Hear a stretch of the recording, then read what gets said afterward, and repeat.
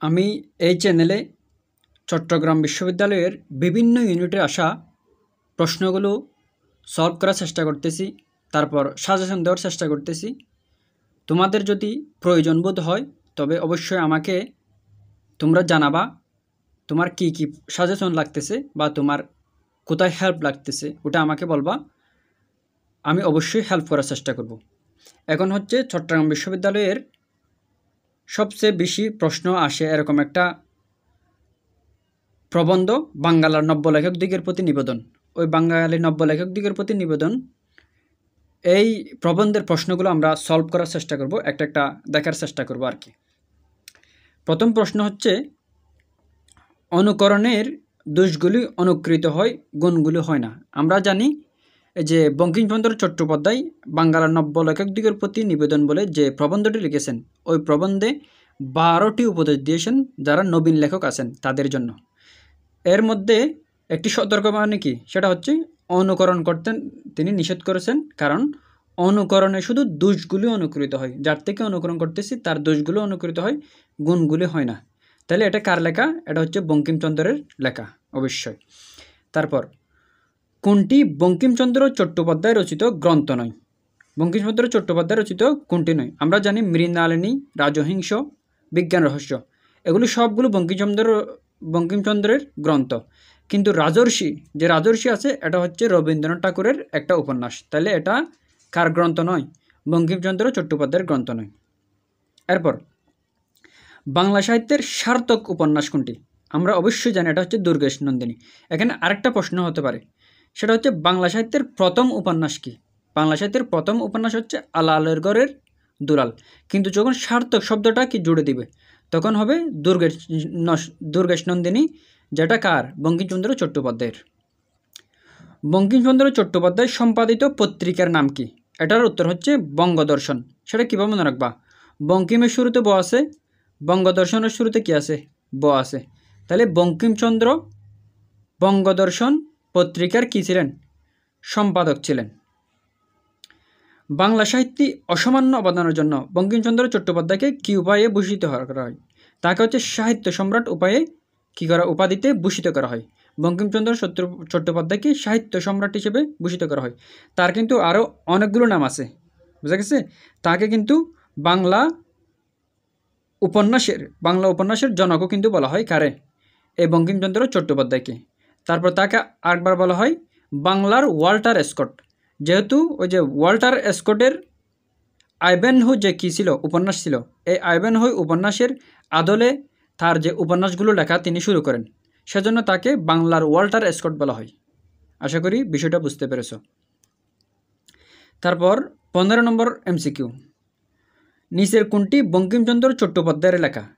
বঙ্কিমচন্দ্র চট্টোপাধ্যায়ের লেখা কোনটি হবে? অবশ্যই সীতারাম। সাম্য নজরুলের। বঙ্গদর্শন তো একটা সম্পাদিত পত্রিকা। কৃষ্ণচরিত্র হচ্ছে, এগুলো কি? প্রবন্ধ। তাহলে উপন্যাস কোনটা হবে? সীতারাম। বঙ্কিমচন্দ্র চট্টোপাধ্যায়ের লেখা উপন্যাস কোনটি? সেটা হবে সীতারাম। বঙ্কিমচন্দ্র চট্টোপাধ্যায় সাহিত্য চর্চার সূত্রপাত হয় কী দিয়ে? সেটা হচ্ছে কবিতা দিয়ে। তিনি কিন্তু প্রথমে কবিতা লেখালেখি করতেন। প্রথমে কি করতেন? তিনি কবিতা লেখালেখি করতেন।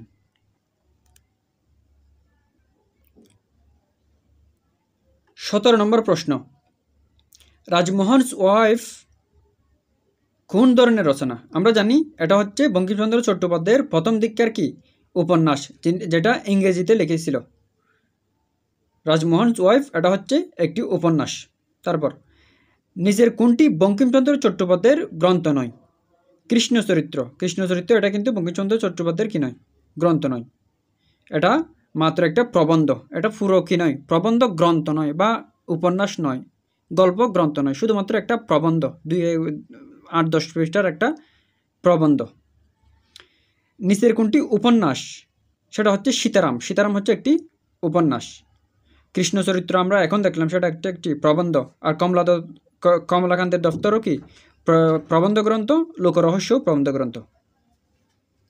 তারপর, যুগন্ধর সাহিত্য স্রষ্টা বলা হয় কাকে? বঙ্কিমচন্দ্র চট্টোপাধ্যায়কে যুগন্ধর সাহিত্য স্রষ্টা বলা হয়। তাহলে এখানে তার অনেকগুলো কি পেলাম? উপাধি পেলাম। যুগন্ধর সাহিত্য স্রষ্টা, বাংলার ওয়াল্টার স্কট, তারপর আরও কি তারপর হচ্ছে সাহিত্য সম্রাট, অনেকগুলো কিন্তু তার উপাধি পাইলাম। এরপর আরও কয়েকটা প্রশ্ন। চন্দ্রশেখর গ্রন্থের রচয়িতাকে? চন্দ্রশেখর গ্রন্থের রচয়িতা অবশ্যই কি? বঙ্কিমচন্দ্র চট্টোপাধ্যায়। বঙ্কিমচন্দ্র রচিত রাজহংস একটি কি? রাজসিংহ ছিল একটা ঐতিহাসিক উপন্যাস, অর্থাৎ ইতিহাস নির্ভর, যেমন আহমদ ছফার অলাতচক্র আছে, ওরকম একটা ইতিহাস নির্ভর উপন্যাস হচ্ছে রাজসিংহ। রাজসিংহ হচ্ছে একটি ঐতিহাস নির্ভর উপন্যাস।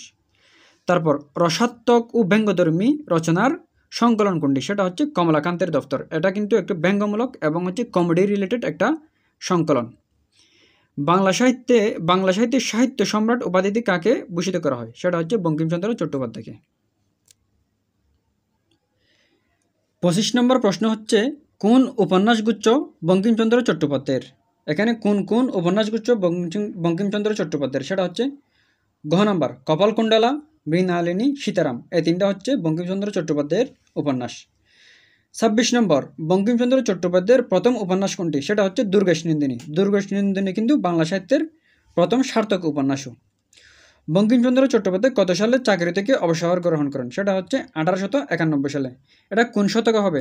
এটা হচ্ছে 19 শতকে। বাংলার ওয়াল্টার স্কট বলা হয় কাকে? বাংলার ওয়াল্টার স্কট বলা হয় বঙ্কিমচন্দ্র চট্টোপাধ্যায়কে, কারণ তিনি ওয়াল্টার স্কটের রচনার অনুকরণ করতেন, সেজন্য তাকে বাংলার ওয়াল্টার স্কট বলা হয়।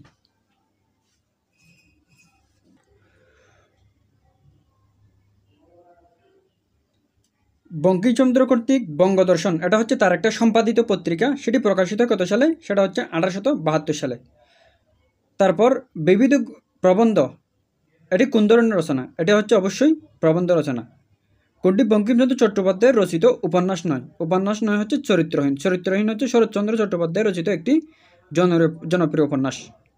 বঙ্কিমচন্দ্র পেশাগত কী ছিলেন? সেটা হচ্ছে ডেপুটি ম্যাজিস্ট্রেট। এটা কিন্তু খুবই সুন্দর করে মনে রাখবা, ডেপুটি ম্যাজিস্ট্রেট ছিলেন। বঙ্কিমচন্দ্র সাহিত্য চর্চা শুরু করেন কি দিয়ে? তিনি সাহিত্য চর্চা শুরু করেন সংবাদ প্রভাকর এই পত্রিকা দিয়ে।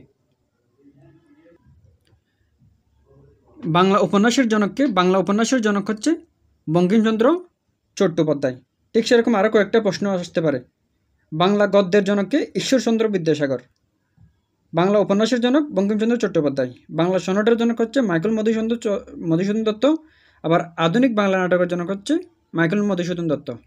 আবার ছোট গল্প, গদ্যছন্দ, মুক্তছন্দ ইত্যাদির জনক হচ্ছে রবীন্দ্রনাথ ঠাকুর।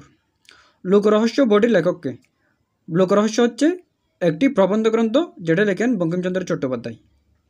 বঙ্কিমচন্দ্র সম্পাদিত পত্রিকার নাম হচ্ছে বঙ্গদর্শন। কাঁঠালপাড়া গ্রামে জন্মগ্রহণ করেন কে? কাঁঠালপাড়া গ্রামে জন্মগ্রহণ করেন বঙ্কিমচন্দ্র চট্টোপাধ্যায়।